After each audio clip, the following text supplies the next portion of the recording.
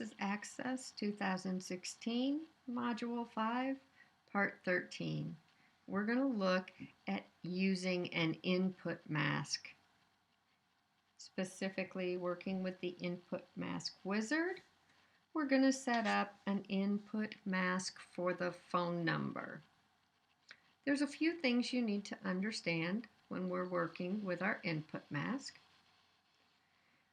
When you see the code a little later, you're going to notice that there are zeros in some of the number spots and nines in others.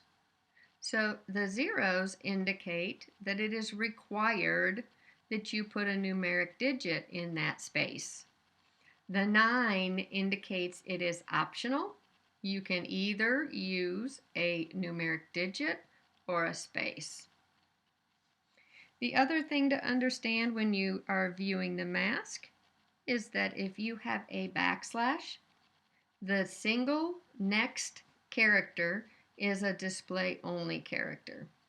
If you see quotes within the mask, that is telling you that all of the characters, more than one, that are displayed within those quotes are display-only characters.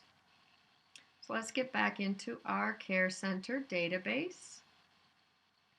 And to work with our phone number input mask, we're going to open up our owner owner table. We're going to go into Design View, and you have to select the field you want to work with. So we're going to click on Phone. And then we're going to come down into the field properties, the properties about the phone field, and click in the input mask row. You'll see three dots on a button, We're going to click that button, and it opens up a wizard. This is a phone number field. This try box allows you to type in a phone number and see the way it would look with this particular input mask. You do not have to use it, but it is there if you want to. So if I typed in a phone number, they'd click at the beginning of the box, type in a phone number, 307-406-4321. You could see with this particular format how it would lay that out. So let's go ahead and click Next. This screen is asking us a couple of things. First of all, which numbers are required and which are optional. As it sits right now, the last 7 are required and our first 3 are optional.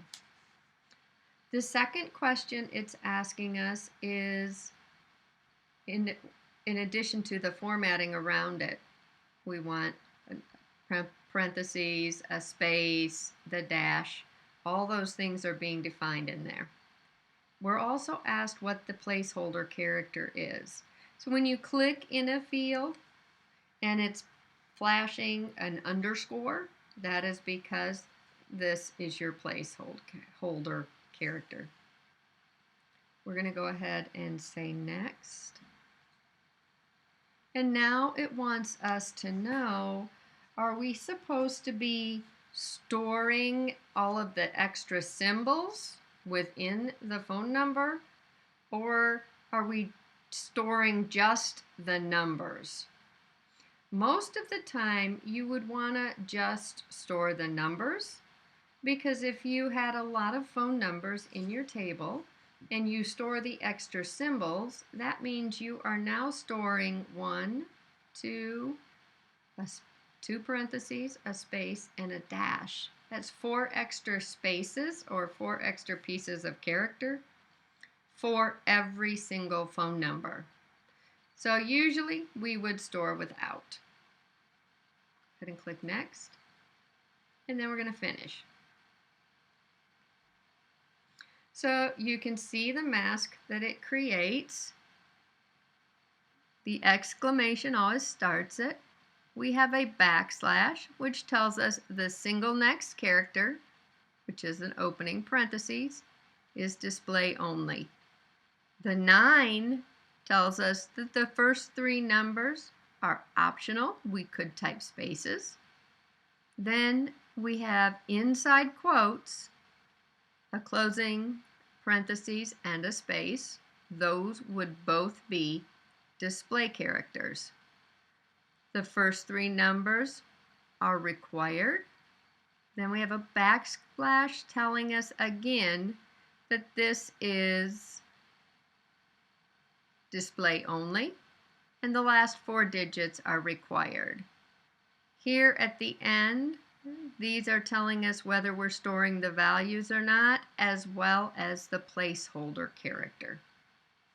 So in a few minutes, we're going to edit this mask, but let's see what it looks like first.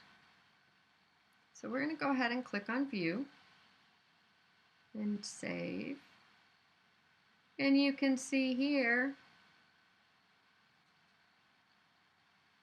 the phone number and how it looks. Now perhaps we decided we don't want parentheses around it after all. We would rather have a dash in between both segments. So to modify it, you can make changes by typing it once you've created it. So let's say one thing I decided is I don't need this initial opening parentheses. I'm going to get rid of that. And then instead of a closing parentheses and a space, I want a dash. So I'm going to get rid of the quotes and everything in them. And I'm going to put a backslash, which is above your enter key, and a dash.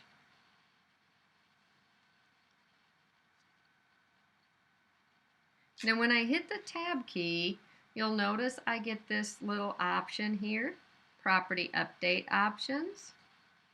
So I can tell it to update the input mask everywhere the phone is used. And it says, okay, it's used on another form. So you say yes. And now this new format would be visible on the form. Let's take a look at our new format. Say yes to save. And now you can see the new format. Another change you could possibly make, if you went back to Design View, is if you wanted to make all of the digits required, you could change those 3 from 9s to 0s, and they would all be required. So you want to be very careful when you're trying to do these input masks, especially on a simulated exam, that you read the instructions very carefully as you're going through the wizard to determine, are you supposed to change whether they're required or not? Are you supposed to change the placeholder character? Are you supposed to change whether or not you are storing those extra characters? If you're using a simulated exam, such as your SAM exam, you want to make sure that you answer the questions completely as you go through the wizard. It may not allow you to edit the format after it's completed. You may have to enter it while you're answering the wizard screens. That concludes working with our input mask, which allows us to make number fields look a little more readable.